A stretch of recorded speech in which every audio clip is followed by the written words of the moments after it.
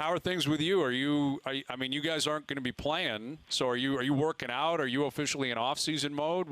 Where's your head at? I'm kind of in off-season mode right now. Obviously, I think we realized probably about 2 weeks ago we wouldn't be able to get a chance to play, not being in the top 24 of the league. So I'm at home with my wife and daughter right now, and, I decided to take a little bit of a break and, just enjoy the nice weather that we've had, up in Aurora, Ontario, and enjoy my wife and daughter for now. So it's been pretty good. Yeah, can you go anywhere, Wayne? Like I don't know. Like what are your thoughts? Not like really. Or vacay? Not really. I think no. Just treat the backyard like every day we're somewhere different. One day it's Jamaica, one day it's Hawaii, one day it's somewhere else, right? Just using our imagination right now. Yeah, role play. That's the move. Every parent's doing that, I think, throughout the country, throughout the world for that matter. But, with your spare time, obviously you've been involved in something that is very significant, very important. Yesterday, yourself and a number of, current NHLers, former NHLers, announced the Hockey Diversity Alliance. And you're obviously a big part of that. Akeem Aliou is a part of it, Evander Kane, Joel Ward, Trevor Daley. Take us through how this all got started, your involvement, and how it got to this point where you made the announcement yesterday. Yeah, so I guess it goes all the way back probably to November when Akeem comes out with his story. I think, if you're a player of color in the NHL, chances are going through minor hockey, junior, into playing professional, you've had some sort of racist remark or racist slur or epithet thrown your way. So, Akeem came out with his story, and to be honest, I didn't like the reaction that it got. You had a lot of people, who were naysayers who were saying, well, I can't believe that happened, or they tried to use, some of the stuff that had happened to Akeem in the past for a reason not to believe him. But if you're a minority hockey player, that stuff is very prevalent, throughout, our whole lives of playing hockey. So I think it kind of started there. And, I think with, how the world is right now and what's going on, we thought it was a good time for us to, try to have some, impactful conversations with the league, around race, and being yourself and not being afraid to show up to the rink and, just express the way you actually are and without fear of, blowback or anything like that. So, we thought it was an important time now to unite and, try to hopefully improve this game for the future generations. Wayne, what do you think when you see white people when they come out and say, oh, I had no idea that, people of color had such a difficult time. Like, I think that's, I don't know, it kind of rubs me the wrong way. My wife is Korean. It's a cop-out. I think that's a cop-out to me. I know, I just don't like, and I don't like it because I was thinking, like, oh, really? Like, you had no idea that black people had a tough time? Like, I just don't get it where they're like, well, I'm trying to educate myself and I had no idea about this stuff. I don't know. Like, as a black hockey player, do you not think that that's, like, goofy for people to say that stuff? Yeah, I really do. I think that's ignorance, in its truest form. For me, also, I think it's all about education. Like you said, you have to educate yourself on these things. Maybe, ask a minority teammate, ask if you're a parent, ask, that child's parent, like what you've gone through to this point. Not everyone walks in our shoes. We play a predominantly white sport. And, like you said, I think there's a lot of people who just have blindfolds on who don't want to admit it, and they're naysayers like, oh, no, that could never happen. Hockey's the greatest game in the world. I agree. Hockey is the greatest game in the world. But at the same time, I believe the culture in hockey, turns a blind eye to things like that, simply because, people don't want to believe it. We're chatting with Wayne Simmonds. He's a part of the Hockey Diversity Alliance that was announced yesterday. In terms of white players in the NHL, if they wanted to be involved in some capacity, how would you guys, respond to that? How would that work? That's easy. We would love to have ambassadors of every race. I think obviously you see we have 6 black guys and 1 Filipino guy in our group. That's just because we've all gone through these experiences, but we're no way in any shape or form trying to limit it and limit the group just to that. We want white players supporting us. We want everyone coming out and, trying to make this, obviously make our game a better place. So I think when, people try and criticize or whatever and say, oh, why don't you have any white guys or anything in your group? If you read our statement, we're open to everybody. We're just here to try to combat racism and hopefully make this game better for generations coming up of players who look like us so that they can be comfortable. I think if you look at, especially in minor hockey, I think that's obviously going to be a huge thing for us. We want to be a sounding board for young players, to where they can go and, they can get this stuff off their chest.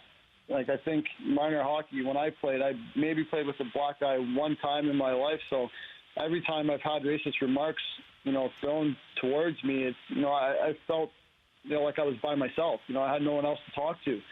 So I think that's going to be a big part of our committee is, being a sounding board for the youth and,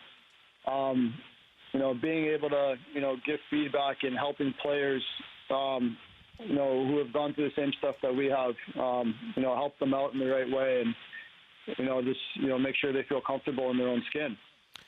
So this alliance is independent of the NHL, but can you take us through that? Correct. How the NHL is involved, if they're involved, why that was important for you guys to not be directly linked with the NHL? I think it was important for us to be independent because we want to be able to affect the game the way we think is important to us. Obviously, our first goal is to work with the NHL, and we've said that from the start. We always want to work with the NHL because obviously, we believe this is the greatest game on earth, and we want to see the NHL thrive. We come to work every single day. There's a lot of good people in the hockey community. So we just want to be able to go, in the places where hockey isn't traditional and, introduce the game to other sorts of people so we can broaden the aspect of our game so that, you do get more diversity into the NHL eventually. Wayne, I know you want to, help the NHL, help NHL players, but if you were talking to, a young group of kids in Toronto and you wanted to inform them or enlighten them on what it's like being a black player in Toronto in the GTA, what would your message be? How would you kind of start it there at a young age? Is there a message or just I don't know? No, I think it's, I think for players of color, first of all, my message would be, if this is truly what you want, don't let anybody drag you down. Keep your head on straight and, make sure you put in your work and don't let any of, the haters, bring you down. None of the racist comments, none of the kids, none of the parents. I was always told, the best way to combat, against, someone being racist against you is, put a couple pucks in the net. They lose the game. Game over right there. You no longer have to even bother with that person. I think for all the other kids, I would say, just be aware of, what you're saying, what you're trying to relay on. Also, if you do see injustices, speak up. Don't just sit there and let them happen. I think you got to know that, that player, that doesn't look like you. He doesn't have that outlet that you would have.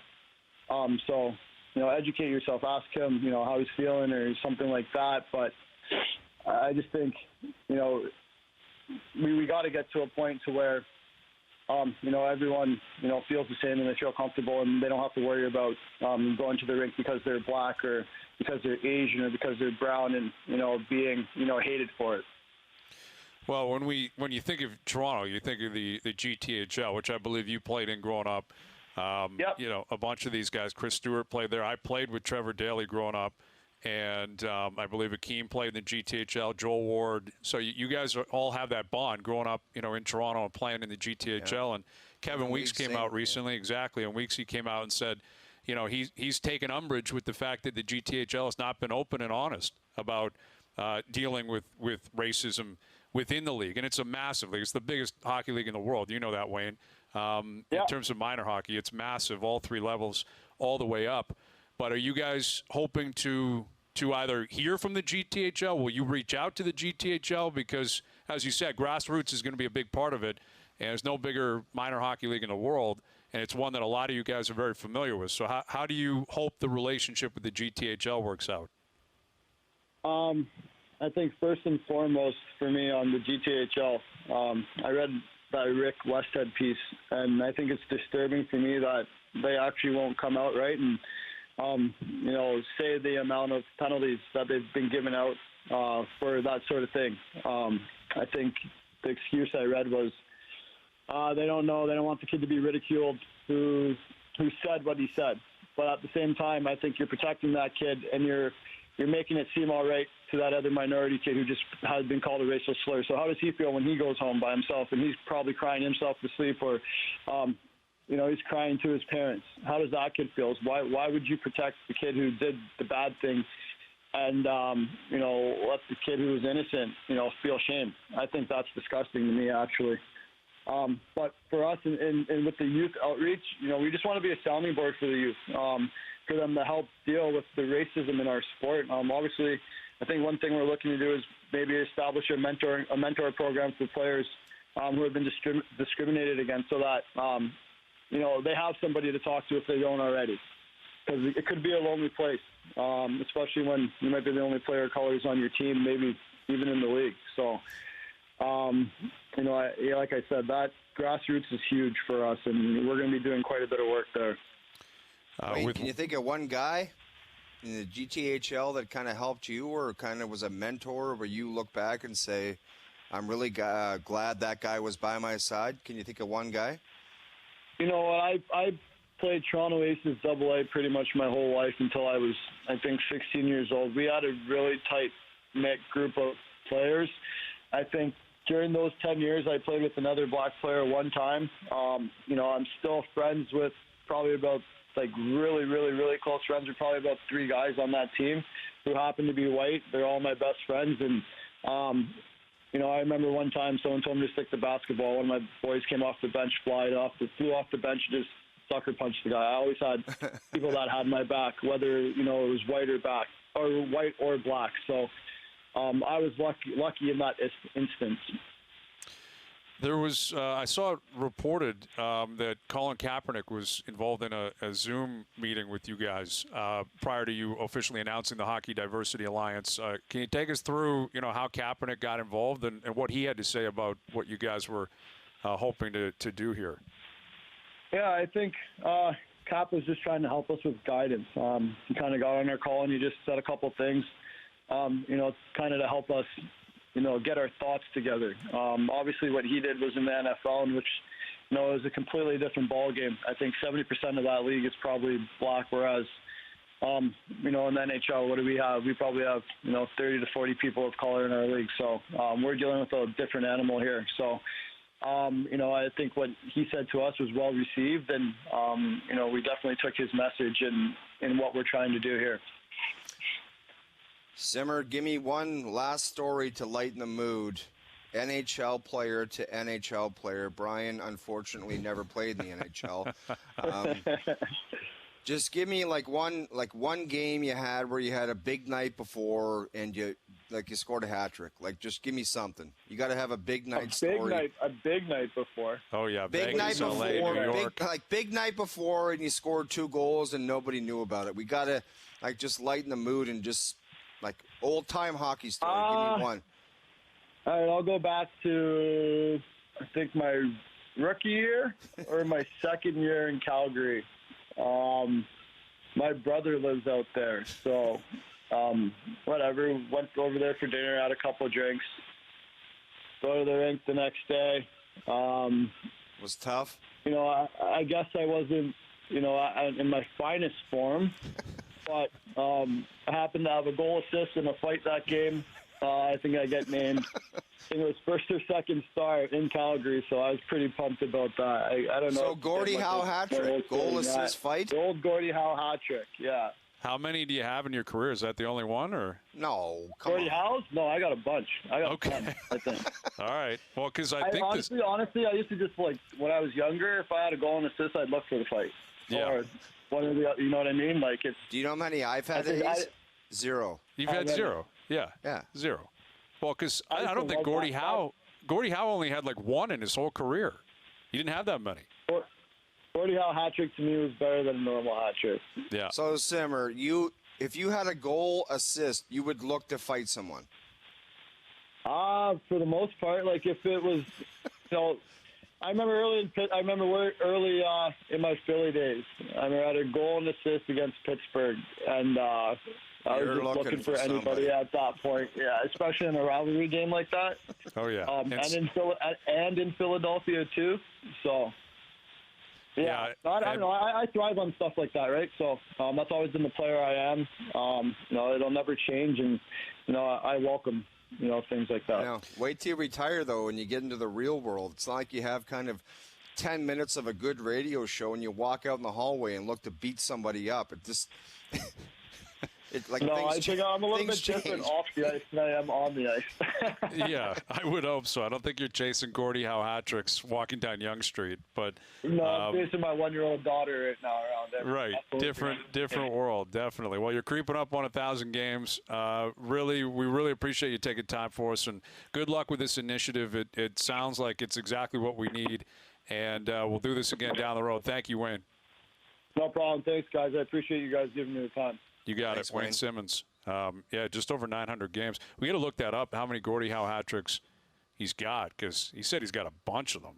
But because they're tough, man. I'm telling you, I swear I read that Gordie Howe only had like one his whole career. Yeah. And I think the all-time leader is like Rick Tocchet or something. Like Rick I love Tockett's the guy got 20. that just has it in his head where he's like, goal, assist, I'm going to go fight someone. Mm-hmm. It is better than an actual hat trick. Of course. It's way better. It's a better story, right? Like it's a better like saying I had a Gordie Howe, because people like a fight is such a different animal in the sport. It's a badge of honor, the Gordie Howe. It really is. You get on the bus, and not everybody did what I did, but I sat at the very back. Cold beer to say I had a Gordie Howe hat trick. You can't get better than that. No, you can't. It means you were in the game, quote unquote. That's like right. You were involved. Yeah. And that's why like Wayne Simmonds is one of the most entertaining players in the league, and he has been for the past 10 years, because he hits, he fights. He's like 165 pounds. Like he's not a big dude, he's but not. He will throw with pretty much anybody.